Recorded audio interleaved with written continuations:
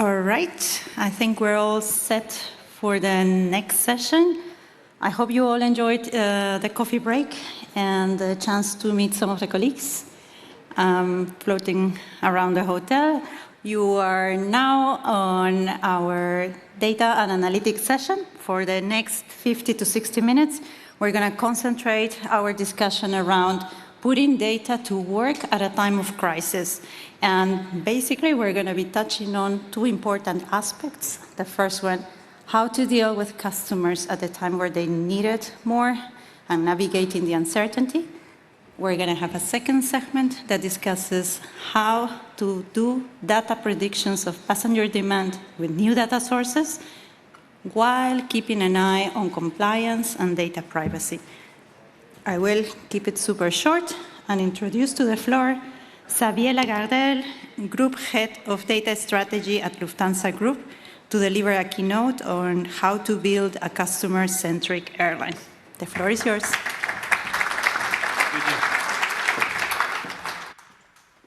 Thank you very much, Jean, and nice to be here, everybody. It's so good to be in person again. If it wasn't for the mask, it would feel completely normal, and I was, paying attention to the name tags to recognize one of the other colleagues, up to the point where I thought, okay, come on, there cannot be so many colleagues from Datalex, even to the point where I figured out even myself work for Datalex. So congratulations, Datalex, for buying the most valuable piece of sponsorship on this event. This is really the extra legroom seat of events, I guess, the name tag. So we should think about doing some dynamic pricing around it or things like that. Having said that, I want to talk to you about personalization and automation. What do we do towards our customers? That's the personalization bit. And how do we work on it more efficiently? That's the automation bit. And I'd like to leave you with three things out of this keynote. One is a little bit of an insight about what are the type of data problems that we're facing at the Lufthansa Group. Second, what do we do to work on them or to get started to work on them? And third, how we might even help you in doing the same. Help you, especially if you work at an operations or a commercial department within an airline. I'll start showing you a quick random photo clipping that I did while going through the newspapers, and I played, AI bingo, and figured the whole newspaper was around AI and data. And like you, I'm bombarded with the constant machine learning solves it all type of narrative. Here's Astro Robot from Amazon that I was reading. That was 3 or 4 weeks ago at the time I was putting together this slide deck.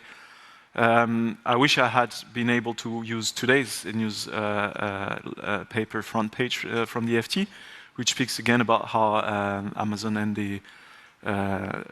James Bond basically team up together to create the future of data intelligence for intelligence services in the United Kingdom. So that's a real multi-billion deal that's just been struck between the two companies. And the headline speaks about how this might help the UK government and spying services to improve on their analytics and data gathering, etc., etc. So it really gets constantly in the flow of news.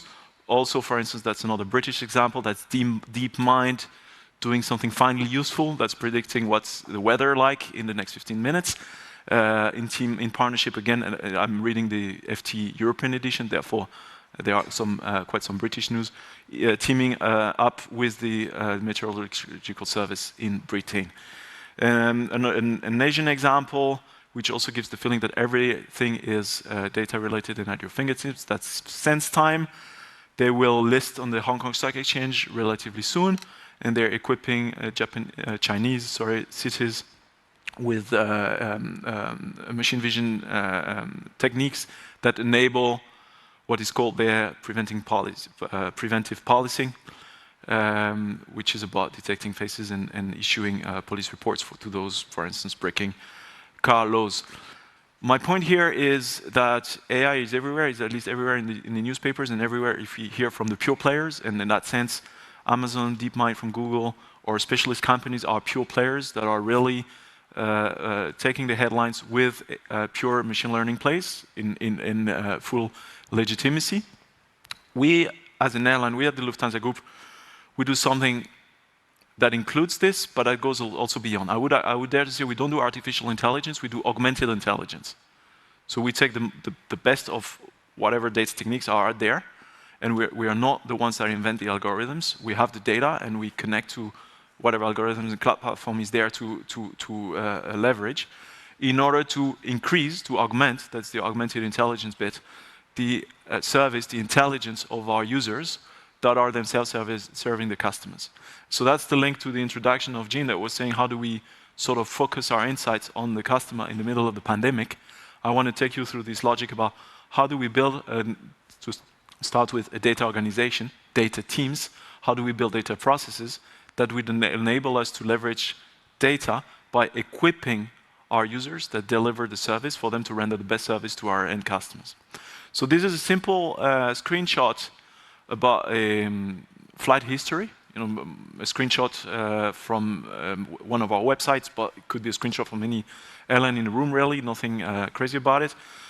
It's a real point of engagement for our frequent users, not necessarily loyalty users, everybody who's logged in, because that's a place where we put a lot of AI to sort of gamify the experience and make it rewarding to navigate your flight history. So for us, it's really treated as a clear engagement point to let the user, play with the trajectories, which continent have you visited more often, how many times, also how would you compensate all this travel? Or would you like to repeat your favorite trip and book it again? Would you like to redeem points? So it's one of the engagement points where we want to drive conversion and eyeballs, really, from our frequent travelers base. However, the main challenge we have to solve in order to make this page efficient is not an AI challenge, it's simply a data access challenge. And the colleague after me speaks about privacy. Our main hurdle to adoption, or our main way to get this thing in the life of our customers on a daily basis, is to get consent for usage. And so you see, I'm talking here about a page which is getting increasingly intelligent, increasingly adaptive, increasingly personalized to our end customers, but our real focus, our real action point doesn't go to doing all the AI that would power this page. This is actually the easy part. The difficult part is, how do I get from today around 20 logged in users of any of my transactions to closer to 80, which is the sweet spot where I'd like to be, so that I know my customers and I can then engage them on a page that's dedicated to people who are interacting with us with a logged in experience and accessing, for instance, a flight history. So continuing on this narrative, as I said, my first point would be to show some of the data problems that we are encountering, and you'll see they're not all about AI. And I'll actually take you through this slide from right to left, because the right-hand side is closer to the business usage. It's maybe closer to, if some of you are IT people in this room, what you would expect your business users to tell you as problems, but then I'll drill into some of the more even mundane data problems that we encounter. So read with me on the right-hand side. This is a good problem to solve. We've just introduced, like many airlines, a buy-on-board type of catering concept on our continental economy flights. And we have certain rates of waste on our fresh products. We'd like to just decrease that for the environmental impact and for the cost reason. How can I use data? How can I use the information that I collect from my point of sale and my point of consumption experience, together with data from my booking platforms, where I'd like to know where are my passengers, together with customer data, in order to predict my catering loads better, in a more efficient, in a more sustainable way. So that's a good data problem. It's already coming quite well formulated by, let's say, the product manager who's facing this problem. But the type of problem that we might encounter might be closer to the second problem. Again, 22%, let's say, of the flight legs without actual time of departure. I can't work like this. This spoils my departure punctuality KPI. And the worst is that when I report this problem, nobody feels responsible for it. So that might be closer to one problem type that resonates with at least the airlines in this room. It's about data quality. It's not so much about formulating a new insight or developing a new model. How do we work so that the data that flows in gets the right quality from the beginning and doesn't need to be corrected or updated or the KPI ignored because the right level of data inflow wasn't present? To the extreme problem on the left, which is about, I have data, but I'm not going to share it. And why so? We actually surveyed our teams across the business units and the different functions of the wide Lufthansa Group. And the number one reason that was stated is, well, if my sensitive data is shared, so there's a little bit of a statement in there, it's my sensitive data. I don't have control about who is using it. I don't know for what purpose it's used, and I'm going to spend time explaining. That's not written, but it's going to be, I'm going to have to spend a lot of time explaining what is this data, why did you derive the wrong conclusion, so I'd better not share the data, and I'd rather keep it to me to give you the conclusion, not the data. So from this, you derive that the realm of problems that there are to solve in, let's say, in data at the Lufthansa Group is much wider than the simple question of how do I apply machine learning to solving hairy problems. It also has to do with how do I change my culture, how do I influence my users so that they get to a mode where they gradually feel like sharing more data. How do I show them that a consistent and holistic group-wide data governance is going to help them achieve this without feeling that they are paying into the chaos. So that's sort of the perimeter scope of the problem that I wanted you to think with me about. How do we internally address this spectrum of issues? We have purposefully chosen a way to change, which is we work on a use case basis. And here I'm coming with two use cases that are coming from our operational departments. One has to do with tail assignment, and the other one with misconnection management. Tail assignment is the process by which you will decide, really on the day of ops, which of your certain fleet, which of your aircrafts, for instance 77X, will actually operate that given flight to New York. Right? That's the tail assignment problem. It's an optimization problem that is being solved or rather forecasted prior to the day of operations, and which is constantly optimized during the day of operations. That tail assignment process is subject to disruptions. Given aircraft may not come in, you need to replace, etc. The second example is about misconnection. That's more familiar to most of you. How do you deal with a passenger that's going to miss the flight? How do you notify? How do you take care, etc. The approach we're taking when we deal with such problems is to bring, first of all, everybody together in a project team. The people in those cases from the technical department, from the crew management, from the ops center, from commercial, to look at the problem holistically, together with the BI, together with the IT people, so that you have this team togetherness notion. The second aspect is we work on a process, on a maturity level, that will help us reuse the set of processes that we are creating for further use cases while we solve this one. And I quickly illustrated that on the next slide. We are leveraging existing data. We're connecting our existing data into the cloud to create new processes that leverage existing data. We find the optimum, and we bring the options back into our data pool in a systematic way, in a way that will be replicated in more use cases than those that we have tackled. These use cases that we are actually deploying right now in production are unique, we believe, quite unique, quite advanced from an industry standpoint, because we do take into account the real cost function.